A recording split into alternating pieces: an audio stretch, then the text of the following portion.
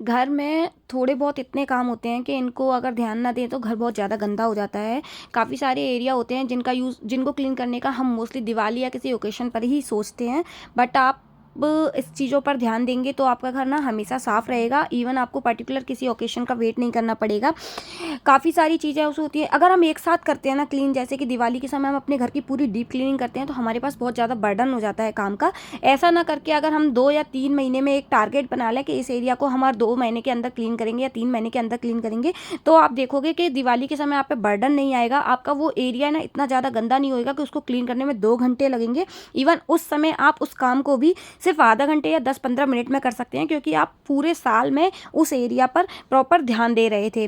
सिर्फ इन चीज़ों के चक्कर में ही हम ना अपने लिए एकदम से बहुत ज़्यादा काम बढ़ाते हैं। इवन मैंने देखा है कि दिवाली पे इतनी ज़्यादा एक साथ पूरी साल भर की डीप क्लीनिंग करते हैं ना, तो लोगों की हेल्थ भी ख़राब होने लगती है, उनको हेल्थ इशू आने लगते हैं, उनको अपने थकान होने लगती है, तो काफ़ी सारे वो अपने हेल्थ के लिए भी ना कहीं प्रॉब्लम क्रिएट कर ही लेते हैं। तो ऐसा ना करते हुए इन सारी प्रॉब्लम से बचने के लिए हमें एक आपको लिस्ट बनानी पड़ेगी, चेक लिस्ट बोल सकते हैं, जिसमें आप क्या है हर 2 या 3 महीने में एक कॉर्नर को पकड़ लीजिए और उस कॉर्नर की सफाई धीरे धीरे करते रहिए।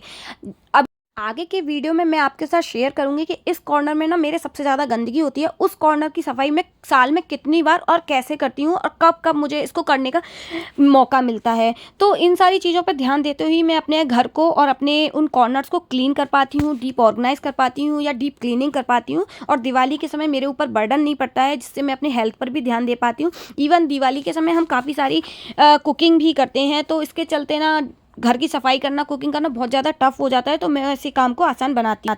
तो वीडियो को देरी किए बिना ही आज मैं आपके साथ कुछ ऐसे टिप्स और हैक्स शेयर करने वाली हूँ जो आपके काम को आसान बनाएंगे। इवन मेरे काम को तो बहुत ज़्यादा आसान बनाते ही हैं। हेलो गाइस, नमस्ते, welcome back my YouTube channel home and kitchen decor idea में। तो गाइस बात करते हैं आज किचन के ऊपर चिमनी वाले एरिया की। आप देख रहे हैं ऑलरेडी मैं कुकिंग कर रही हूँ, बट मेरा ध्यान अपनी चिमनी के ऊपर वाले एरिया पे गया, जहाँ काफ़ी सारी डस्ट एक्यूमुलेट हो गई थी और एक ग्रीसी सा होने लगा था। तो अब कुकिंग साथ में चल रही थी, मैंने देखा मेरा आटा तो ऑलरेडी गूंदा हुआ है और कुकर में मैंने दाल चढ़ा दी थी, तो मतलब ओवरऑल मेरा खाना बनने वाला था और थोड़ा मेरे पास टाइम था। तो मैंने क्या किया कि इसी समय का यूटिलाइज़ करते हुए अपने उस एरिया को, चिमनी वाले एरिया को क्लीन करना शुरू कर दिया था। क्योंकि इसका एक नेगेटिव पॉइंट मेरे साथ ये भी हो रहा था कि इन दिनों क्या है, बारिश भी हो रही है, गर्मी भी बहुत तेज़ है, तो छोटे छोटे कीड़े आने लगे हैं जो हवा में उड़ते रहते हैं और कहीं ना कहीं ग्रीसी वाले एरिया में भी जाकर बैठ जाते हैं। फलों के ऊपर तो बैठते ही हैं, बट कहीं ग्रीसी वाले, जैसे कि इस एरिया के ऊपर मेरे काफ़ी सारी मक्खियाँ चिपक जाती हैं, तो वो अच्छा नहीं लगता है। इवन और भी ज़्यादा मक्खियाँ, अगर एक आती है तो 10 मक्खी ज़रूर आएगी। तो ऐसे चलते हुए मैंने इन पर ध्यान दिया और उस ग्रीस वाले एरिया पर मैंने सबसे पहले डिटॉल का जो लिक्विड था, जो मैं हमेशा स्लैब क्लीन करने के लिए यूज़ करती हूँ, उसी लिक्विड को मैंने इसके ऊपर स्प्रे कर दिया था और अच्छे हाथों से मैंने एकदम माइक्रोफाइबर क्लॉथ से टाइट हाथों से इसको अच्छे से मैंने ग्रीस को निकाल रही थी, अच्छे से क्लीन कर रही थी, जिससे कि मक्खी आना भी बंद हो जाए और ये एकदम डीप क्लीन हो जाए और अच्छे से साफ़ हो जाएगा और एक अच्छी सी महक इसके अंदर से आने लगेगी। क्योंकि डिटॉल के स्प्रे के बाद ना काफ़ी सारी कीटाणु आना बंद हो जाते हैं, ये आप भी जानते हैं अच्छे से, इसको मुझे बताने की ज़रूरत नहीं है। डिटॉल का काम तो होता ही है क्लीनिंग करना, तो मैं इन दिनों मोस्टली डिटॉल के पानी से ही क्लीन करना पसंद करती हूँ, जिससे कि मक्खियाँ या मच्छर आते नहीं है। बट मैंने डिटॉल का पानी यूज़ नहीं किया है, मार्केट में ऑलरेडी एक डिटॉल का एक लिक्विड अवेलेबल है, वही यूज़ कर रही हूँ। तो चिमनी के ऊपर वाले एरिया को भी ना मैं पहले, या फिर मैंने देखा अपने इन-लॉज़ के यहाँ, फिर अपनी मम्मी के यहाँ पे, कि हमेशा दिवाली के समय ही उसकी एरिया को क्लीन किया जाता था। तो उस एरिया को क्लीन करने में ना पूरी दिवाली में जब हम करते थे तो मेरी चिमनी का ऊपर वाला एरिया ही 1 घंटा लेता था। ये वो लोग रिलेट कर पा रहे होंगे इस बात से जो इस बात से गुजर रहे होंगे कि 1-1 घंटा लगता है इसको क्लीन करने में। बट आप जब भी अपने समय के साथ में इसको क्लीन करते रहेंगे तो आपको बहुत ज़्यादा टाइम नहीं लगेगा और आपका जो एरिया है बहुत साफ़ हो जाएगा, डीप क्लीन हो जाएगा और सुंदर हो जाएगा। और दिवाली पे भी आप सिर्फ 5 मिनट के अंदर अपनी चिमनी को अच्छे से साफ़ कर सकते हैं। अब बात करते हैं डस्टबिन की। जब घर में एक ग्रीस वाले एरिया पे मक्खी चिपक सकती है। तो आप देख रहे होंगे डस्टबिन को अगर कुछ दिन अगर क्लीन ना करें तो उसके अंदर कितने कीटाणु आने लगेंगे। इवन हाइजीन लेवल पे भी ये क्लीन नहीं रहेगा और इसके अंदर एक गंदी सी स्मेल आना शुरू हो जाती है। कितना भी इसके अंदर सोडा डालो, कुछ भी डालो, बट इसको समय समय पर आपको पानी से और साबुन से क्लीन करना पड़ता है।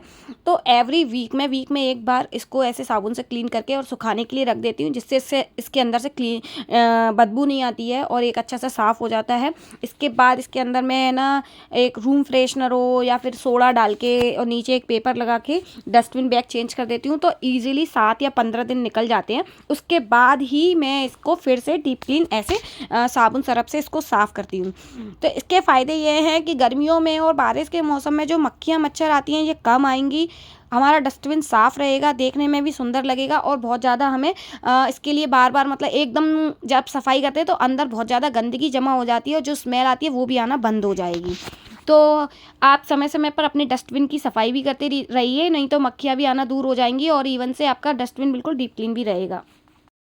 इन दिनों धूप भी बहुत अच्छी आ रही है, तो हो सके तो अपने डस्टबिन को धोने के बाद में धूप में सुखाने रख दीजिए कुछ देर के लिए, तो जिससे कि जो भी अंदर थोड़ा बहुत अगर कुछ भी बचा होगा तो वो साफ़ हो जाएगा और धूप में सारे बैक्टीरियाज मर जाते हैं। तो डस्टबिन भी प्रॉपर तरीके से साफ़ हो जाएगा। उसके बाद ही आप अपने डस्टबिन के बैग को चेंज कीजिए और अपने डस्टबिन को यूज़ कीजिए।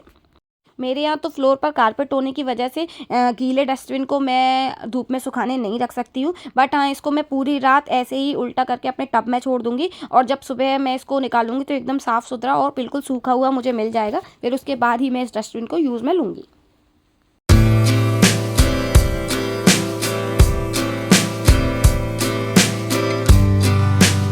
अब बात करते हैं ऐसे कॉर्नर्स की जिनको हम कभी कभार ही साफ़ करते हैं। जैसे कि मेरे घर पर ये ड्रॉर्स के पीछे वाला एरिया, ये एक ऐसा एरिया है जो हम साल में सिर्फ 3 बार ही सफाई करते हैं।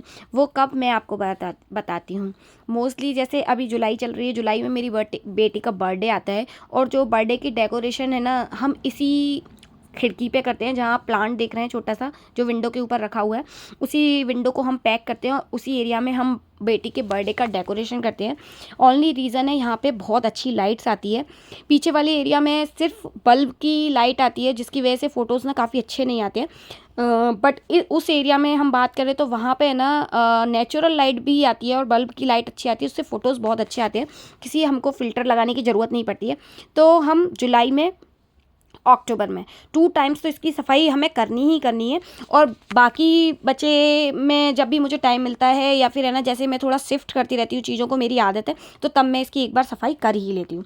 तो देखा आपने कि ड्रॉर्स को हमने पीछे की साइड रख दिया है और इसके पीछे कितना छोटे छोटे टॉयज़ हैं, चीज़ें हैं निकली हैं जिनको हम काफ़ी दिन से ढूंढ रहे थे। वो वाला छोटा छोटा सामान भी इसके अंदर निकला हुआ है और पीछे इतना ज़्यादा डस्ट लग गई थी, इवन थोड़ा सा मोल्ड भी आ गया था, जो यूके में सबसे गंदी प्रॉब्लम है कि कुछ दिनों अगर आपने सफाई नहीं की तो ये मोल्ड आ जाता है दीवार के अंदर। मैं थोड़ी देर में आपको पास में कैमरा करके बताऊंगी कि देखो, ड्राई क्लीन मतलब किसी ड्राई कपड़े से आप वाइप करने के बाद भी वो नहीं हटता है, इवन अच्छे से हटाएंगे तो भी नहीं हटेगा।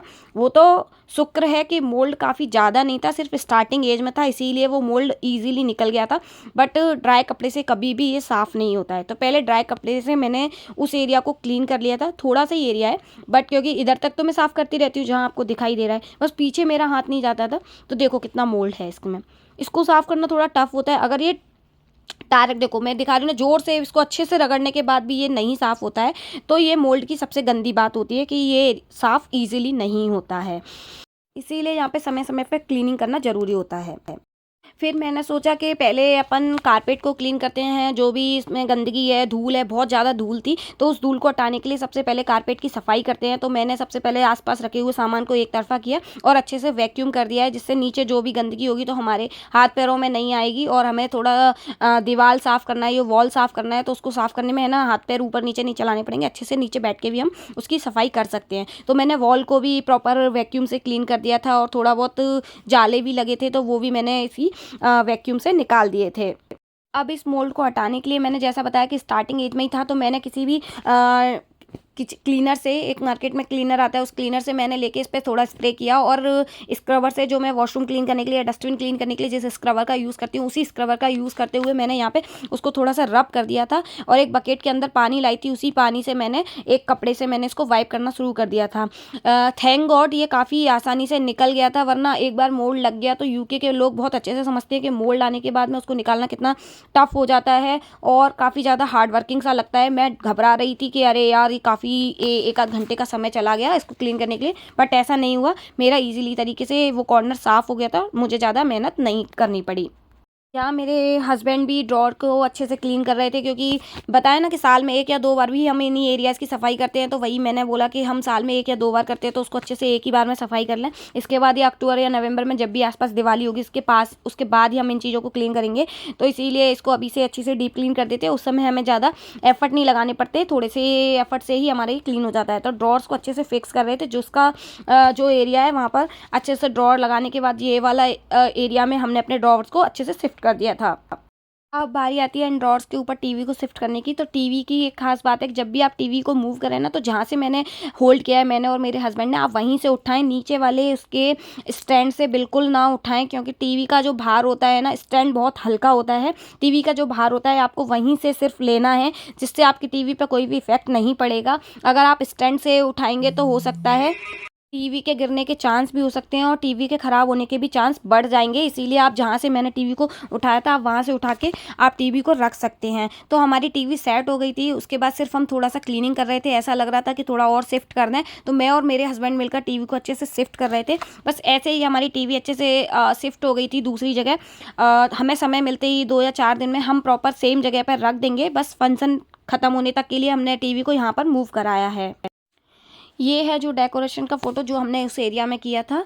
तो गाइज़ आज के लिए बस इतना ही। वीडियो थोड़ा भी अच्छा लगा हो तो लाइक एंड सब्सक्राइब कर देना, बेल आइकन दबा देना, जिससे मेरे वीडियो आप तक पहुंचते रहें। Thank you so much for watching. Bye bye, take care.